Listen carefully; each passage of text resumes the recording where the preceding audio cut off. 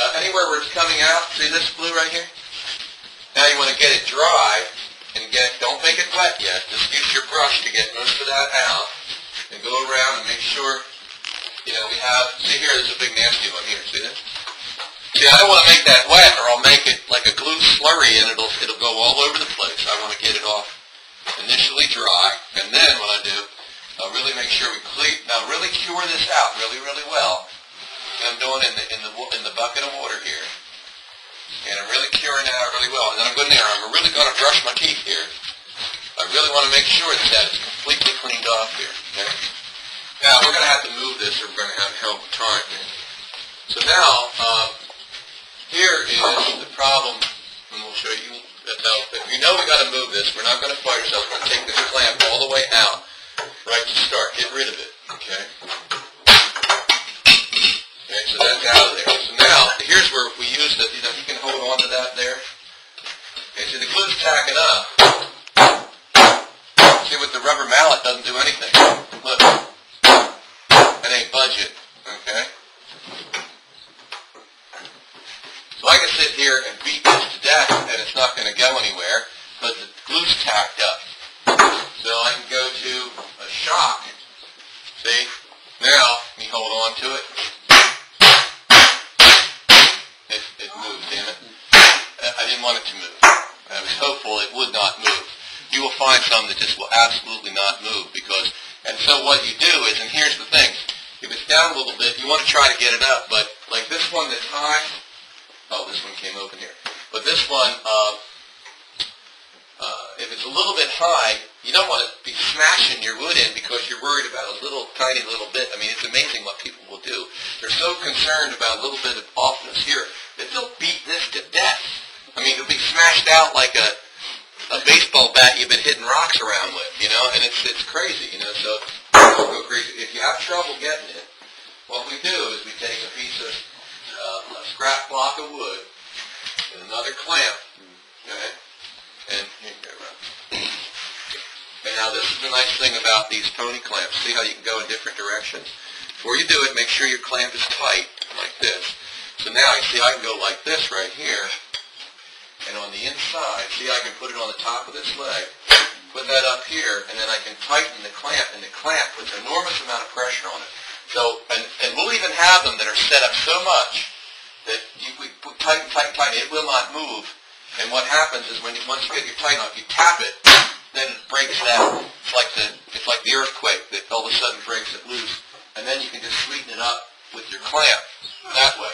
Now, if you have trouble on this side, where this one won't go, and this one is open. Let's close this back up.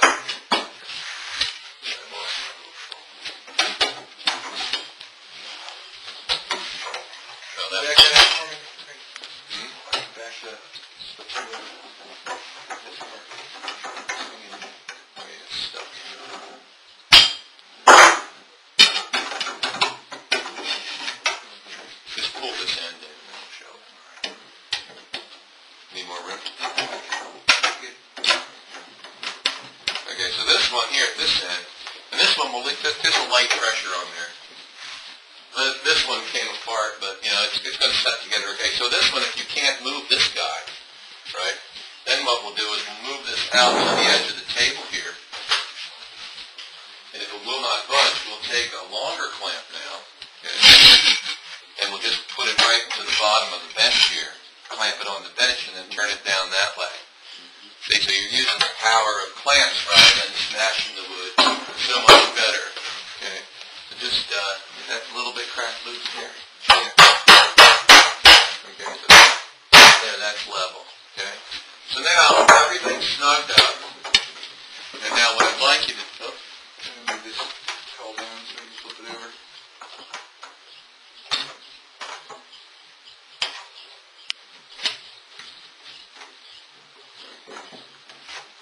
And this one, no, I need more throw. Just loosen it up. There we go. Okay. Okay. So now everything's copacetic there. And now we go around, and now we really go nuts on making sure that there's no glue squirt out. If you don't see any squirt now, you don't have to worry about it. But You really want to make sure all the glue is off at this point. Okay. Now, if you ever watch the David Marks woodworking thing, he puts masking tape all over the place. I don't think that's necessary. I think you can just do it like this. Okay, and just make that really good and clean there. Now, the one thing you do not want to do, and this is very, very important, you see this line right here? That's the worst thing. Go around over here so you can see about that. That's the worst thing you can do to leave it like that.